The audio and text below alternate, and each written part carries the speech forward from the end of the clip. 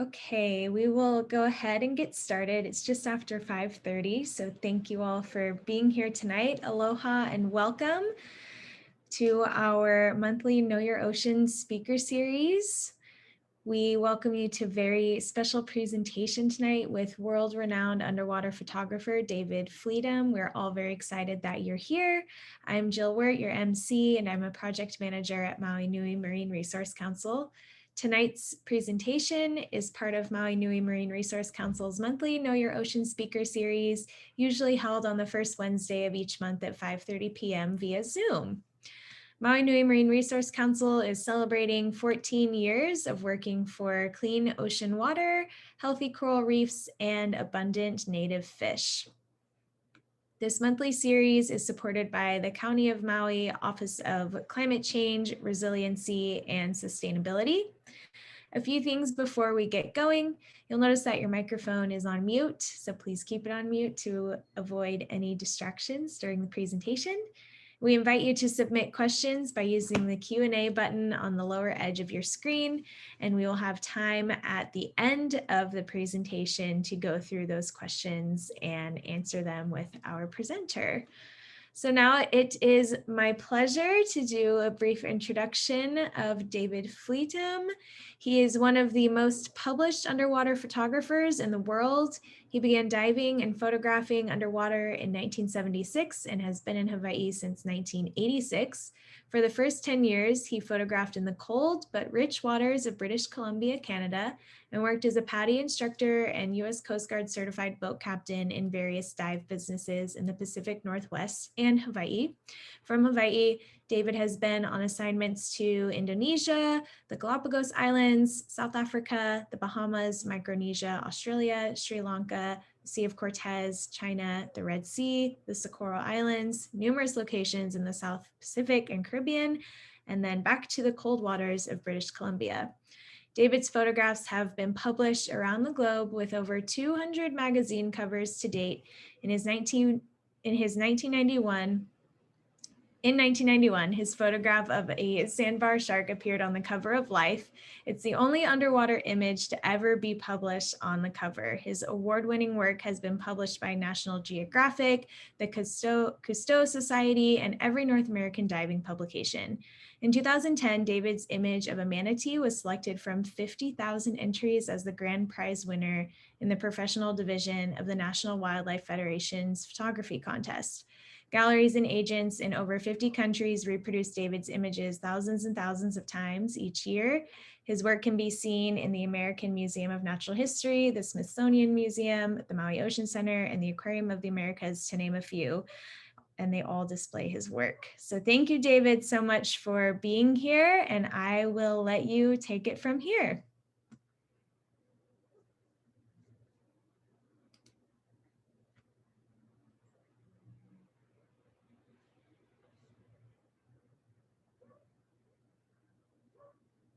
Mute me, start video. You got it. We're on. Okay. Aloha and thank you everyone for joining us. As Jill mentioned, I had a, one sec. I had a cover on Life magazine, which was back in 1991. And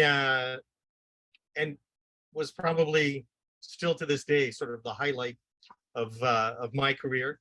But I wanted to top it, and in the next couple of years, there were all sorts of magazine covers from National Geographic to Time that had great white sharks on them. So I was determined to go and get some images of great whites. So that took me to South Australia, southeastern Australia. I flew down to Adelaide, and my goal was to go out on a boat in Spencer Gulf. So this was 1994. That is Spencer Gulf on the western side of Spencer Gulf.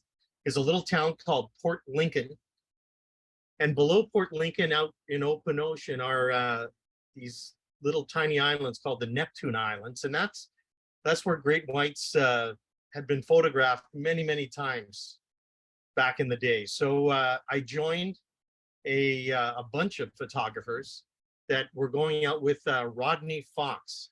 Rodney, who's this gentleman right here, is famous in Australia and the world really for surviving a shark attack by a great white that took well over 100 stitches to sort of put them back together. And most humans at this point, would not hop in the ocean again. But Rodney is not most people, and he actually began to take people out to see great whites and realized how amazing they were. So he chartered an old schooner and figured out how to get cages on it and made his own cages.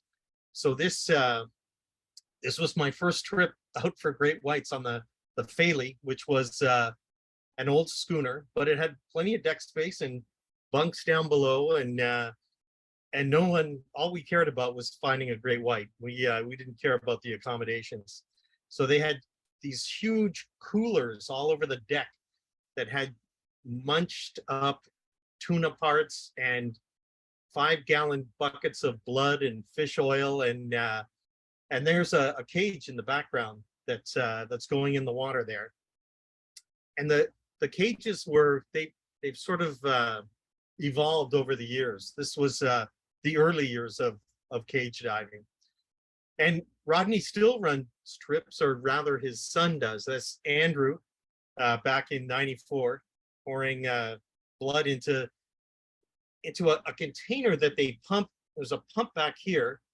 And so they would pump seawater into this and then just siphon it over the side so that there was a constant run of fish, oil, and blood. And you can see this slick on the surface behind the boat here. That slick is from oil that's constantly coming out of their chumming system. And there's a cage going in the water. I look back on this cage, and this is one of the early ones. It was really an aluminum frame with like some heavy fencing welded around it. And so the trip went for 10 days down to the Neptune Islands. And there was a good dozen photographers, well, a dozen clients. There were probably 8 of us that were photographers, sort of focusing on getting images of great whites. That's Kelvin Aiken, an Australian photographer, in one of those cages, give you a view. And long story short, for 10 days, we never saw a great white, not one. Flew all the way down there, pumped in tons of tuna, and these sharks showed up, which are bronze whalers. And at the time, it turns out these were rarer images than shots of great whites. And so I sold a bunch of these, but after 4 or 5 days, photographers were just going, "You've got to be kidding me. Where are the sharks?" And so we started doing dives around the island, like with no cages, because we felt this was completely safe since no sharks ever showed up. We found Australian sea lions, which are just adorable blonde sea lions. They were really playful. And of course, we continued chumming. Like every daylight moment, there was blood and tuna parts going in the water and drifting away, and also dropping down to the bottom below the boat. So we would take the cages down to the bottom, and all sorts of marine life was attracted, just no great whites. And so we did some hikes on the island as well. There were, and the reason great whites were supposed to show up here was it was the pupping season for the sea lions and for New Zealand fur seals. So these are fur seal pups, which are sort of hors d'oeuvres for great whites. And there were, of course, adults there as well. Wild looking.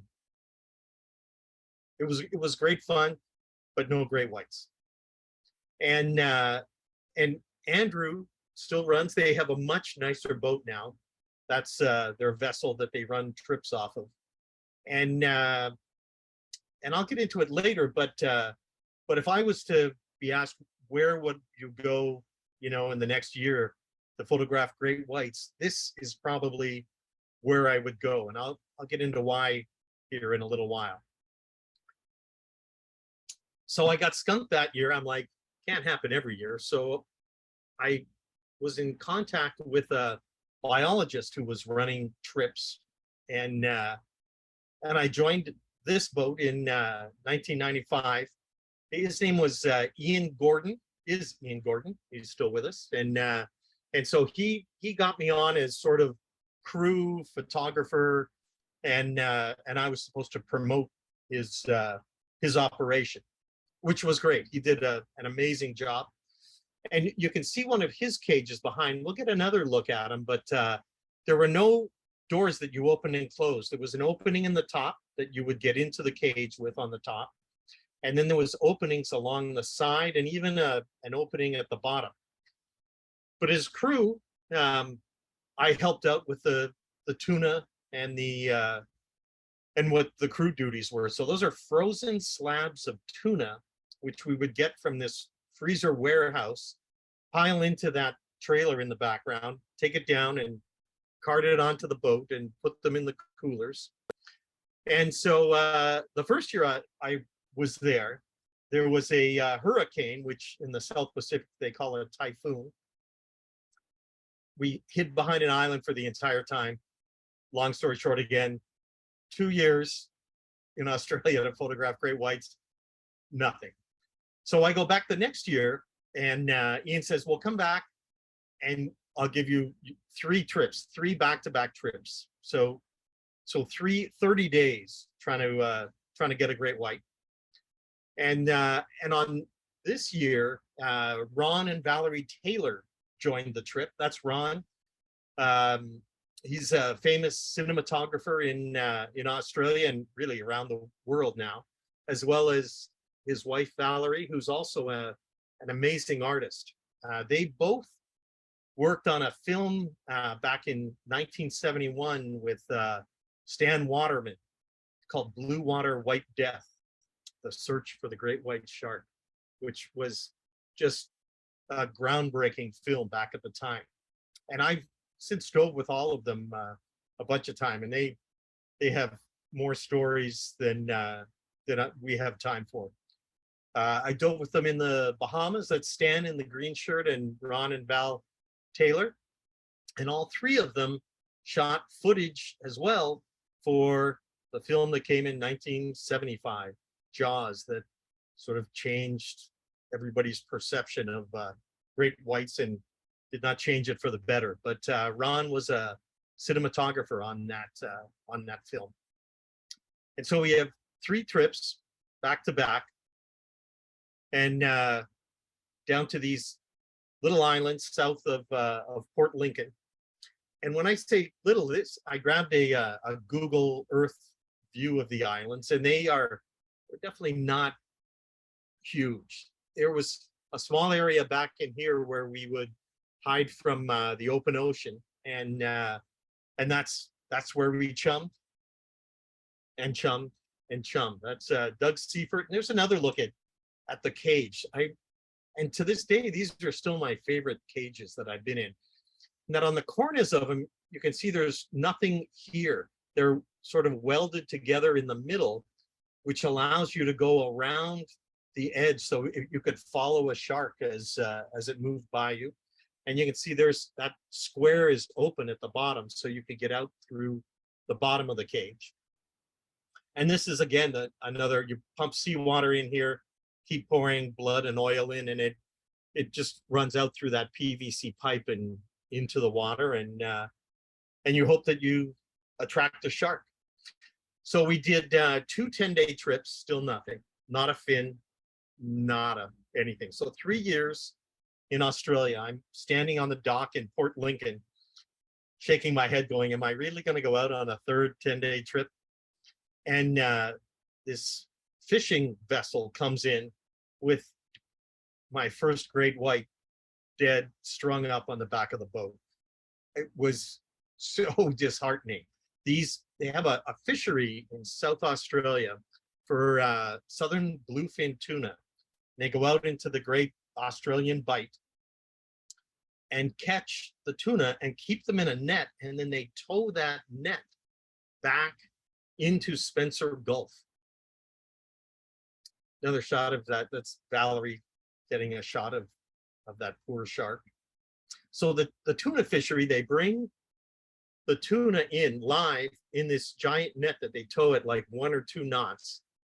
And when they get into Spencer Gulf, they have special pens where they transfer the tuna from the towing pen into a pen where they continue to feed and fatten the tuna until the price is just right in Tokyo, and then they boom ship those fish off the same day they're on the chopping block in Tokyo.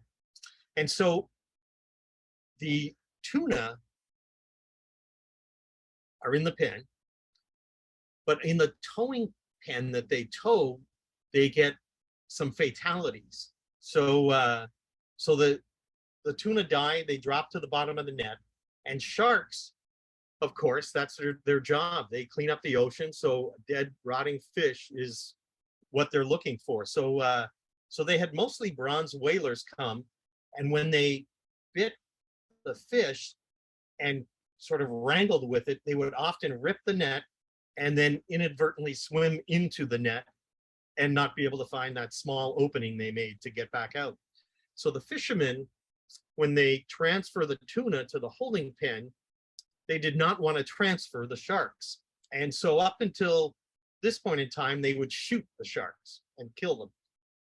And so Ian figured that he could save these sharks, and we went out in between trips, and he attempted to do this. That's a bronze whaler on the end of Ian's fin. Ian is your classic Australian. Anyway, he did figure out a way of getting the tuna and not the sharks, and was able to release them. So he did a bunch of studies to get the Australian government to give the great whites protected status, which they eventually did. So in studying them, he would put tags on them, and hoping that a fisherman like the one we saw in Port Lincoln with the dead shark, if he found one, he would return them to him. So that was how they did it in the 90s. They have much more sophisticated tags that they use now. But he and Ron and Valerie Taylor were also working with a company that was making a device to protect Australian abalone divers. And so there was a protective oceanic device that they were going to test, which was a battery that you would attach to the back of your tank, and then from that battery, this wire would come down your leg to another transmitter down on your fin or on your leg that would create a big electronic aura around the diver. And all sharks are very sensitive to really tiny electronic auras that living creatures put out. So the idea was that this would overload their system and send them on the way. Those sensors are up in their nostrils. All those little dots are known as the ampullae of Lorenzini. And so those are those sensors that pick up that device. And the goal was to get down there and have this underwater. But first, we had to find a shark. So this is our third trip out. We get out, we drop the anchor, and immediately after we drop the anchor, a dead New Zealand fur seal floats by with an ominous rip in its side. And about an hour later, one crew member, his name was Shane, came running through the cabin yelling, "Shark, shark, shark." And sure enough, out on the back deck, we couldn't believe it. Especially we couldn't believe it since we'd been there for 10 days previously. But that's Ron Taylor with gorgeous great white out the back deck. We were shuffling around like the Three Stooges, bumping into each other like, "Where's my regulator? Where's my camera?" Nobody was prepared to have one as quickly as we got it on that. And so sometimes they float the cages on the surface or just below the surface. So that's me shooting out of that opening. And then they would drop the cages down to the bottom as well. That's an Italian photographer that was along on this trip. So you could, once the cage hit the bottom, you could climb out the top and get clear shooting as sharks were swimming around. And this was the shot, well, the video that Ron was trying to get. So that's their own little 2-man cage, and so they would get out and swim around and hope to get the shark sort of bolting as it got near that electric aura down there. But I love the Neptune Islands, and it's clear water. I love taking the cages down to the bottom. Almost all other great white shark operators around the world, the cage floats on the surface. Some they drop down a little bit, but not to the bottom, mostly because they're not able to. But this was my favorite shot, and this was back in the film days, so no digital. And I was looking for those magazine covers for this presentation, and I Googled great white shark magazine cover, and this shot came up. It's the cover on a book that I never even knew I sold to. So I got some shots in Australia, but the next hot place to photograph great whites was sort of up and coming in South Africa. So in 2002, I took the longest nonstop flight in the world at that time was from Atlanta to Cape Town in South Africa. And I went with a couple other photographer buddies, actually Doug Seifert, who was with me in Australia, and Jim Watt, who passed away a few years ago, really good buddy of mine. Anyway, we were going down to have 12 boat days booked. 6 days in Simonstown, and Simonstown was not filled, but certainly had many shark operators. It was a fair business going on down there. And from Simonstown, where they found great whites, we're out at this little island out in the middle of False Bay, which is open to the open ocean. The next stop is Antarctica down below this. And so open ocean waves would pile into this bay. And it was not a big island. And it was named Seal Island because it had literally thousands and thousands of sea lions on it. And sea lion dung. It was the smelliest place you could imagine. But that's what you had to do to find great whites in South Africa. The other spot that we went to was Gansby, which is just a little down the coast from Simonstown. And from there, we had 6 more days booked with an operator that went out of a boat ramp, basically, down at Van Dyke's Bay. And the goal was to get out to Dyer Island. And again, this was open to open ocean and not really much of an island to hide behind. At the boat ramp, there was a store, sort of an outfitter for the operation we were going with, and they displayed magazine covers that were taken in South Africa. And the one in the lower right, where the guy's fingers are on the nose of the great white, this was a thing that the operators in South Africa sort of discussed. I don't even know how they figured it out, but there was one gentleman by the name of Andre who would get down between the engines on a platform at the back of the boat, and as a great white would swim by, he would take his fingers and grab the nose of the great white, which then had this reaction every time of the shark, opening its mouth and lifting its head out of the water, which is where those above water, big jawing, mouthful of teeth shots, that's where they came from. The boats were not too sophisticated, and the cages again were, they made the Australian cages look pretty good. And so that's that platform on the, in between the engines. We would get out here and kneel down. They have neoprene here because there would be a guy kneeling down trying to get his hand on the nose of a great white as it swam by. I did a little look on Google Earth and did the street view. So this is, whenever Google took the picture, this is the view of that launching ramp today. And so obviously that shark charter operation is still, or certainly was still a happening thing. In between Simonstown and Herman, or in between Simonstown and Gansby, really cute little town called Hermanus. And at the same time of year, there were southern right whales. The only time I've ever seen a southern right whale would come right into the bay. This was literally taken from a cliff in downtown Hermanus, looking out over.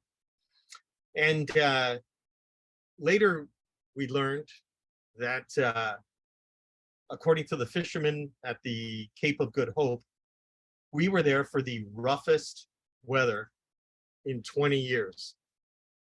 So again, we had 12 boat days booked, and we got out twice in 12 days. We would call the weather the night before from our hotel that we were staying at. And on this one particular night, they were calling for 95-mile-an-hour winds the next day.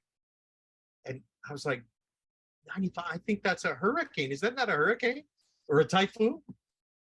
So the owner of the hotel said, listen, guys, you're not going on the ocean anytime soon. So he booked us a safari inland. And he said, you know, go, we'll book you day by day. Call me in the evening and I'll tell you, you know, whether or not to come back. So indeed, that's what we did on our great white shark trip. We chased elephants and lions, and I had a great time. The safari was amazing, but it was not the reason that we went there.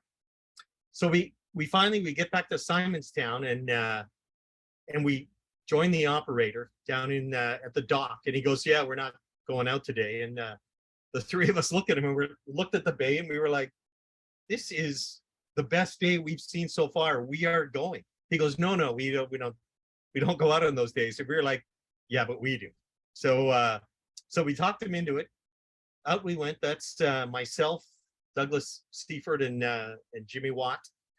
And all three of us had rigged up our cameras on these poles so that the camera's on a platform and it's wired to the top of the pole, so you could take a picture from the top of the pole with the camera just below the surface. And the sharks tended to be cautious of the cages. So the theory behind that was that this would be a better way to shoot them. They would have the bait out in the water, and as the shark came by, you could pull the trigger, and we got some shots of great whites this way. But the visibility there is nowhere near as nice as it is in southern Australia or in Guadalupe Island off Mexico, which is where we are going to go next. But these are my few great white shark images from South Africa. So after South Africa, a couple of years later, I tried to photograph blue sharks out with an operation out of San Diego, where they would put you down in a cage, and they had this gentleman who would hand feed blue sharks. His name was Paul Ains, but he went by Doc. And so I went out a few times with him, and blue sharks are amazing, gorgeous animals. And he called me a year or two later and was running trips out of San Diego on a boat that he chartered, the Horizon. And he was doing trips to go see great whites. And so in 2003, I joined him with a bunch of other diving buddies, and we hopped on his boat in San Diego and went down to Guadalupe Island, which is off Mexico and part of Mexico. And so this island, a little more sizable than the other islands that I'm used to being behind. So it's like 22 miles long, almost 6 miles across at the widest point, and so just under 100 square miles. And we would go in the bay on the right-hand side. That's where the boats would anchor, and there would be boats.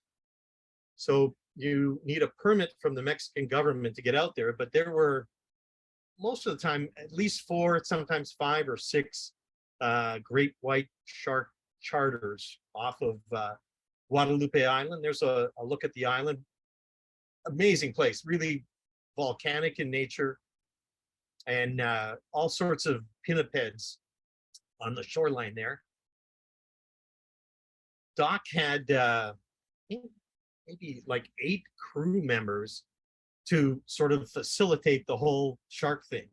And so his cages were a little different. They were rectangular rather than square, so that 4 people would get in them and all be facing in the same direction.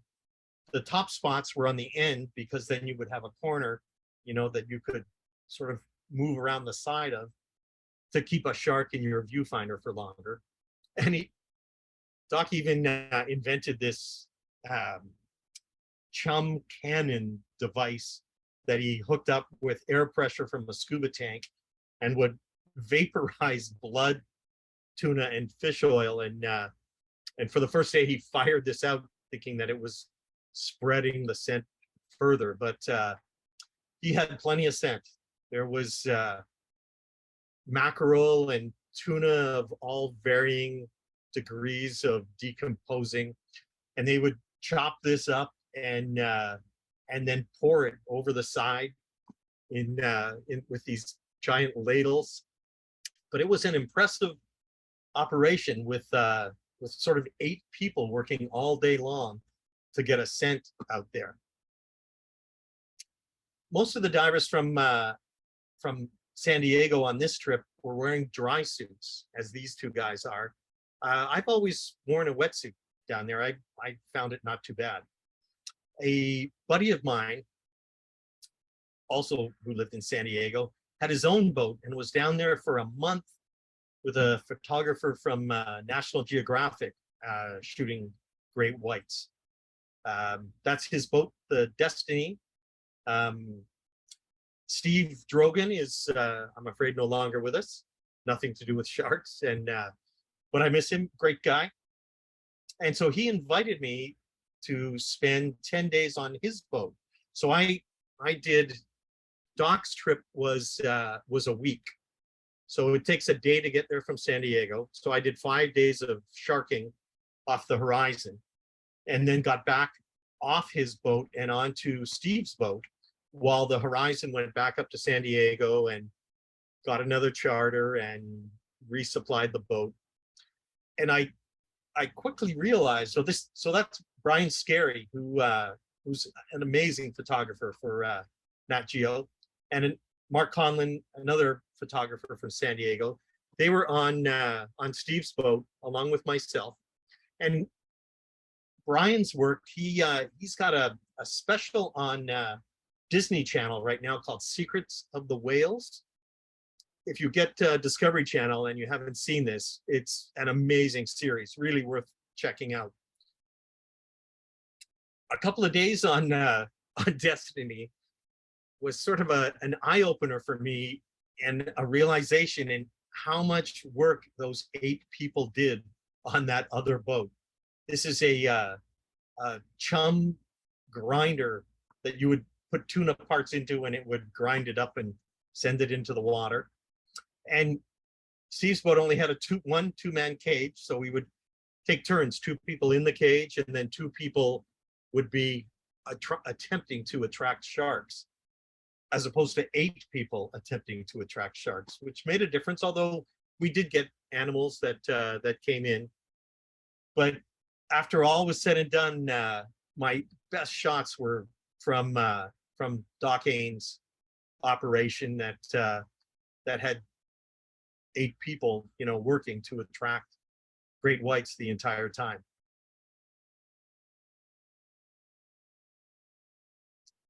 Very, very memorable first time in Guadalupe. And so I then went back, a few years went by, but in 2010, I went back on this vessel called the Solmar, which at the time was owned and operated by 2 good friends of mine, Jose and Leslie. And this is a Mexican hull. So they operated out of Ensenada, which is what you see here. That's the port of Ensenada. And so a shorter trip out to Guadalupe Island. It was about 250 miles to get out there. But we started on a bus in San Diego and then crossed the border, got on the Solmar in Ensenada. And then it was overnight. We would leave in early afternoon and then get out there early the next morning and be looking for sharks immediately. This is the back deck of their boat. They have 2 4-man cages that float off the back. And initially, in the first few years, there was a nice big gap that you could get your body out of and sort of have your camera a little closer to great whites. Over the years, the Mexican government sort of demanded that those openings get a little smaller and that people stay in the cage. So they had these 2 cages, and then they had a 3rd cage, which if you look at this, it's not much of a cage, but this was a cage that they would run down to 30, 40, sometimes 50 feet. And it would just take 2 guests and one of the crew members down. The crew member's in the middle. He's got a full face mask on and a GoPro, and both of those are wired up to the ship, to the lounge. And so on a monitor up there, the crew member could speak and you would hear what's going on down there. And with the GoPro, he would show you the sharks. So with the 4-man cages in the back, there were 16 guests. And so you would do an hour in and an hour out of the cage. And so if you were out of the cage, you could sit in the lounge and see what the action was down there. So that's the cage down to the bottom, and you can see that the air is supplied on this hose, and also the wiring for the face mask and the GoPro ran along that same hose. And there were 2 scuba tanks attached inside that cage for safety. If anything happened to that line, then you could use those to bail out. But it was basically an endless supply of air from the surface. So that's that cage going down underneath the Solmar. And up in this upper corner, that's 2 milk crates tied together that are filled with tuna parts, which I'll tell you another story about in a moment. So that's me in the cage. I don't have water in my mask. Those are diopters for me to read the settings on the back of my camera. And most people had some sort of camera along. The first few trips I went on the Solmar, this gentleman, Lawrence Roth, was running the shark part of the operation. And this was the camera table on the back deck of the Solmar. So this is where you would come up and change your film and change your batteries on your strobes. And Lawrence rigged up his own special cage that was sort of part cage, part submarine. It was basically a cage that you could drive around underwater. So it had propellers all over the thing, and would have a captain driving from the back, and then a photographer, or in this case, Lawrence, a cinematographer, shooting out the front of it. And they both had full face masks on, so they could communicate with each other and tell each other, follow that shark, or no, follow the other shark. And most people dove in wetsuits, as is an example here. And in the cages, you need to wear way more weight than you would ever wear scuba diving. So you can see that it comes in a harness and there's weights behind you and in front of you. And then the regulator clips onto that same harness from behind. This gentleman, the only guy I've ever seen in all the trips I've done, spent an hour in the cage with no wetsuit whatsoever. So it's cold, but it's not that cold, but I definitely would wear a wetsuit. On one of the trips, we had a California sea lion show up. And at first I thought, oh my God, he's going to last a minute. But as it turns out, as long as the visibility is good, and that's the sinking cage you can see in the background there. As long as the visibility is good, the sea lion had no worry. And that's that box behind the cages, the two milk crates with the tuna parts in it. And it took a little sniffing around, but the sea lion quickly figured out where an easy snack was. So I shot this literally out the back of the cage, and he figured out how to pull out a tuna snack and would dine for a little while, and then he would go chase the sharks around.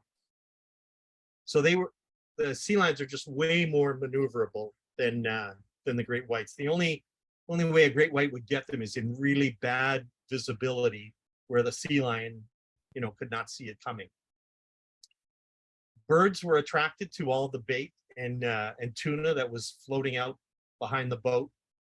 So the birds would sit back there on either side of the stern of the boat, and you'll get a better look at it in a sec. But there were two shark wranglers, they call them, who are constantly manning these lines that go out behind that have a float and a piece of tuna on the back of it. And that is what the sharks were going for. They would come in for the smell, but they would go for a bite of that tuna. And the wranglers, their job was to have the sharks not get the bait. If you just fill them with tuna, they eventually get full and don't come around the boat. So their job was to not feed the sharks, but the gulls would come in and snap at the bait. And several times I was like, that bird is a goner. But they seemed like oblivious, like, oh, there's a shark, I'm not going to worry about it. I never saw it, but the guys that work on the boat said every trip a gull gets snapped up by a great white.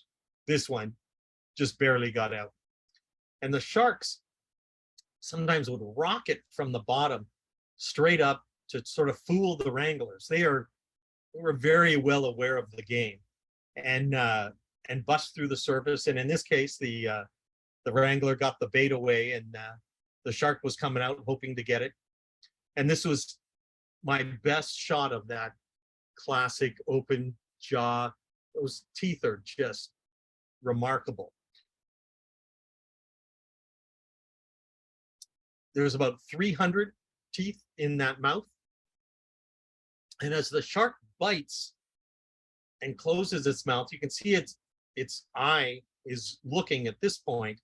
But when it bites, its eye actually rolls back into its head to protect it. Some sharks have a membrane that comes up called a nictitating membrane, but great whites, along with manta rays, have the same thing, and whale sharks, their eye actually rolls back into their skull to protect it from predators or prey that they're chewing on.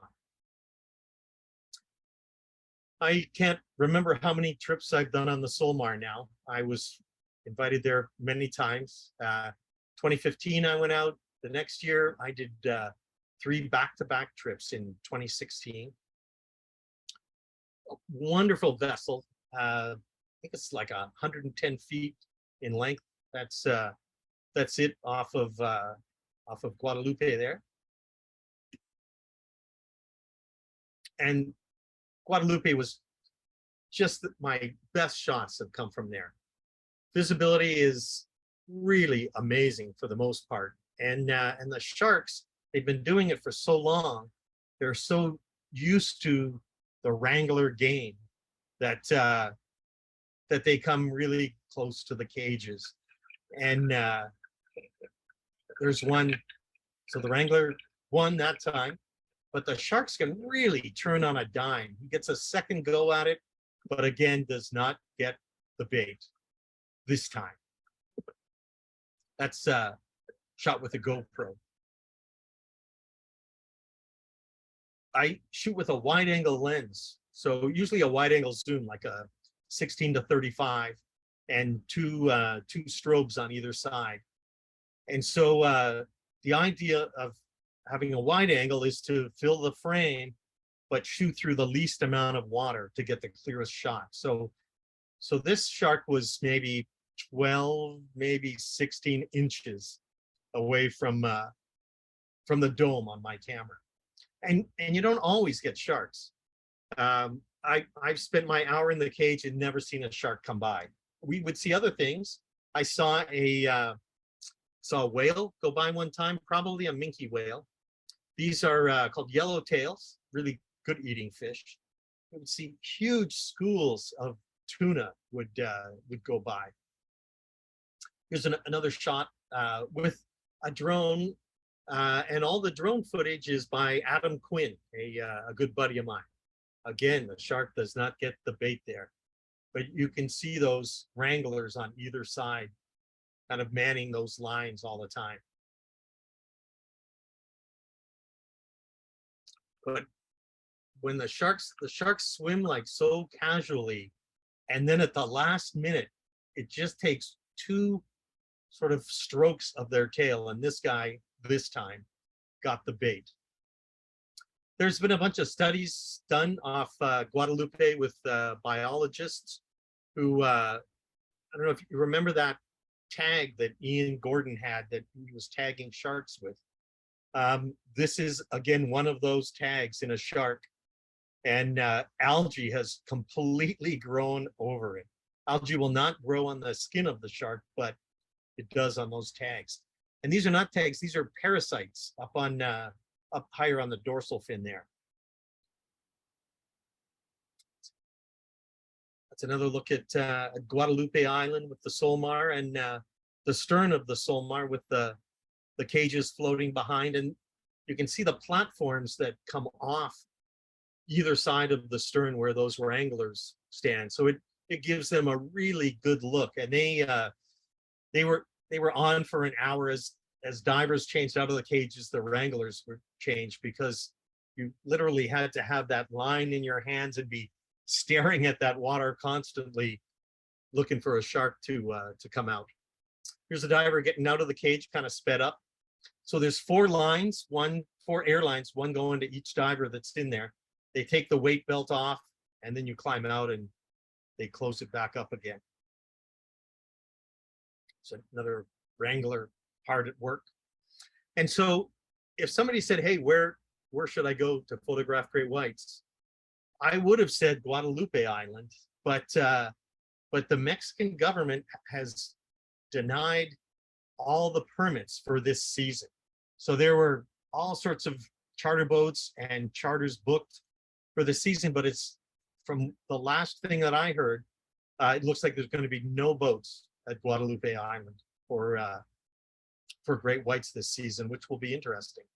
One of the reasons the great whites showed up at all were pinnipeds that were all along this island. There were California sea lions. These guys are elephant seals.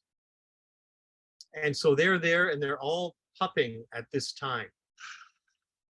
And they just bark and howl and growl at each other. You hear it constantly the whole time that you're there. These are Guadalupe fur seals, at one time endemic to Guadalupe Island, but they found them on the mainland since. And the shoreline is just filled with these pups, newborn this season, that are just playing around. Back and forth out to Guadalupe and back, you'd have daytime hours when you were cruising through open ocean. And several times we ran into these enormous schools of common dolphin. like literally thousands of them to the horizon.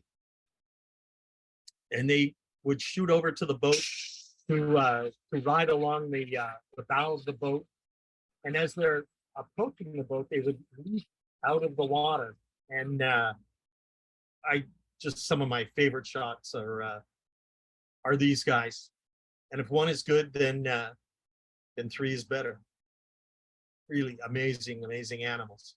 And so I'm just gonna finish up here with a quick note that we have great white sharks in Hawaii. In 2005, a friend of mine, a dive guide, was out at Molokini, right at that arrow, and had a huge shark swim by. And one of their group had a little disposable camera and got a shot. And she said, "Oh, it was a big shark," but sure enough, it was a great white. And then a friend of mine in 2007, Jimmy Hall, shot video, and I think this is just a grab off, low res video from back in the day.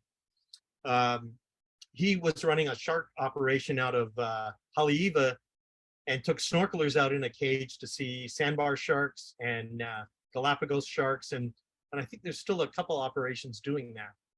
But one day this enormous great white came by, and he got in and swam with it.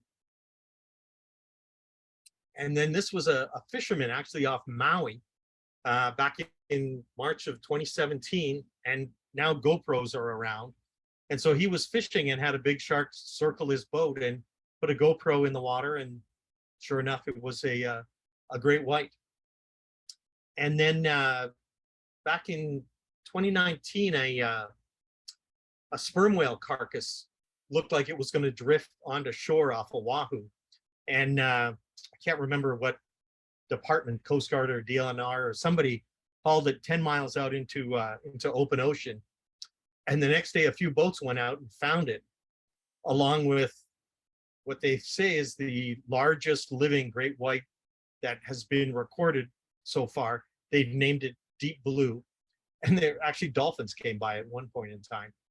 But there was a sperm whale carcass, and that's what not only this great white was feeding on it, but more than one great white, 2, possibly 3, and then a whole bunch of tiger sharks, which I would not be the first one in the water in that situation. Back to Maui in just last year in 2021, father and son were out on a kayak that got munched by a great white on the bottom and was sinking, and they were a mile offshore and ended up swimming back to shore, which that would be a long swim. This buddy of mine off the Big Island, Darren Verbeck, who runs charters out into open ocean, he was on his day off on a shore dive north of Kona, had this great white come over and check him out. And so that was just in November last year. And he had a GoPro and recorded video that ended up on the news channel. This is him talking about his experience. If she wanted to take me, she would have taken me. So I ran into overtime. Thank you, everyone who stayed for the entire thing. Let me know if you have any questions. And if you want to see some more images, you can go to my website, which is just my name, davidfleetham.com. And again, that drone footage was by my good friend, Adam Quinn. So I'm going to turn it over to Jill here because I'm going to stop sharing. There we go. Amazing. Thank you so much. That was incredible. I mean, I have not traveled that much in my lifetime yet, but it's really cool that you've gotten to have those experiences with such incredible, powerful creatures, and sharing it with all of us today. So thank you so much. We really appreciate you being here. We do have a question in our Q&A box. So if you're here on Zoom, you can use the Q&A feature at the bottom of your window to put in any questions, and we'll go through them. We are almost at 6:30, so If we don't get to your questions, we'll do our best. But if you're on Facebook Live, you can go ahead and comment, and then those will be relayed to us here. First question is, what is the largest great white you have seen, and where was it? It was Guadalupe, and I would say the biggest one I've seen was maybe 16 feet long. And everyone else who saw it said it was 20 feet long. And certainly after 2 glasses of wine later that night, it was 20, 21 feet long. But I realistically would say 16. And a 16-foot great white is enormous. It's as big around as a 55-gallon drum. So I would say 16, maybe 17 feet's the biggest. Right, giant. Yeah. Intimidating. I mean, when you're in the water, do you feel intimidated when you're with big sharks like that? A common question, and my greatest fear of sharks is that they won't come close enough for me to get a good shot. Even in the cage and the baiting, they'll swim around 50 feet away from the cages and then leave. And I'm like, oh! So that's my greatest fear, is that, and even not in a cage. And when I see any shark, they're intimidated by scuba divers. Your bubbles, when you exhale, make all sorts of noise, and that frightens the sharks up. For the most part, they're very cautious. So if I'm on the bottom and not moving and I see a shark, I'll actually hold my breath in hopes of getting it to come closer to me. Great, thank you. Do you see, or did you see any humpback whales around Guadalupe? No, did not see humpbacks. And seeing how you've already done sharks or photographed sharks, is there any other marine animals that you would like to do the same process with, that you would travel the world for? I've shot manatees a fair amount on a couple trips down in Florida. And in Indonesia, 30 years ago, I had a dugong that I was able, back in the film days, to just get a few shots up of. But off of Western Australia, there's a bay where it's more likely to see dugongs. And yeah, that's on my list. I would like to do Western Australia. Amazing. Have you been to the Farallones? I have not. Cold water and great whites, and great whites have been studied around the Farallones a fair bit, but I have not been up there. Maybe it's on the bucket list. It's infrequent in the Farallones. I mean, they're there, but I would do South Australia next for great whites again, depending on what happens in Guadalupe in Mexico with the permits. But if I was, my next shot or my next trip to shoot great whites, if I had to go in the next year, it would be Australia. Okay, that was actually a question I had. Why are they not giving out permits for Guadalupe this year? Nobody knows. Mexican government, so they are unpredictable. Interesting. Yeah, the operators don't really even have an answer. Huh. Well, bummer that people don't get to experience that this year, but hopefully they will again in the future. Yeah, I mean, people who watch Shark Week have seen all sorts of things being done to sharks out at Guadalupe, and they would get a permit to do a specific study, and a lot of them just thought that permit meant they could do anything. And so I think that is what sort of the Mexican government didn't like, saying you could do one thing and then they go and do whatever they want. Right. Which is understandable. Yeah, makes sense. Getting lots of great feedback. Thanks for the wonderful, amazing presentation and for sharing all of those photos. I don't have any more questions in the Q&A right now. So if Awesome. Something else comes up, then we will definitely reach out to you, but we'll go ahead and close out. And thank you so much again for being here. It was great getting to meet you virtually. Hopefully one day we'll get to meet in person, but again, best of luck with more photographs and more trips. And we're just thrilled that you were able to share your experiences with us today. Thank you. It was fun. Great. Well, we'll talk soon and go ahead and close out. So thank you everyone for hanging tight with us this week for that awesome presentation. Again, thank you for attending our monthly speaker series. This is sponsored by the County of Maui Office of Climate Change, Resiliency, and Sustainability. Our next Know Your Ocean speaker series will take place on Wednesday, September 28th at 5:30 p.m. via Zoom. And we'll be hosting Russell Sparks and Alan Friedlander, who will be presenting on their COVID Molokini study. The scientists conducted diverse surveys of fishes and other wildlife between May and June of 2020. They installed a network of tracking receivers and tagged animals with telemetry devices. Vessel activity was counted using a time-lapse camera. The study builds on previous work conducted by Friedlander's lab in collaboration with the Maui Division of Aquatic Resources and offers a unique opportunity to compare current conditions with a robust existing baseline.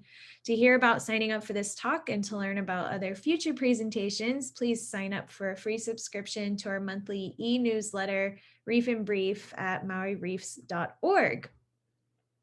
The most recent coastal water quality report is available to download on huiokavai'ola.com/findings. This report summarizes coastal water quality findings at sites from Honolulu Bay to Papalaua, from Ma'alaya to Ahi'ikina'u Natural Area Reserve. Since 2016, Hui o Kawaiola has collected and analyzed over 3,200 water quality samples from 48 sites and has found that these coastal waters are often degraded by land-based pollutants, including sediments, fertilizers, and wastewater. You can support continued water quality monitoring by adopting your favorite beach or by becoming a trained water quality sampling volunteer. You can find more information about this program at huiokavaiola.com. Over the next couple of weeks, you may see Maui Nui Marine Resource Council on Talk Story Now with McKenna Maduli on Hawaii News Now, sharing information about a new partnership with the Maui Visitors and Convention Bureau to assist the visitor industry in transitioning to reef-friendly landscaping practices using a nutrient-rich biological soil amendment that's made here on Maui. If you or anyone you know is looking for reef-friendly landscaping resources, visit mauireefs.org or email info@mauireefs.org as well. When you donate to Maui Nui Marine Resource Council, you'll also be supporting our work to improve the ocean water quality in Ma'alaya Bay. Our projects include our oyster bioremediation project, which has caged oysters in the bay, filtering sediment and other pollutants out of the water. We've also planted non-invasive, deep-rooted, and drought-resistant vetiver grass to stabilize the slopes of Pohakea to reduce sediment runoff into Ma'alaya Bay. If you've missed some or all of tonight's presentation, you'll be able to view it on Facebook Live on our Maui Nui Marine Resource Council Facebook page, and it will also be posted to our YouTube channel, Maui Reefs. Last but not least, we want to thank all of our sponsors and supporters who are making our work possible.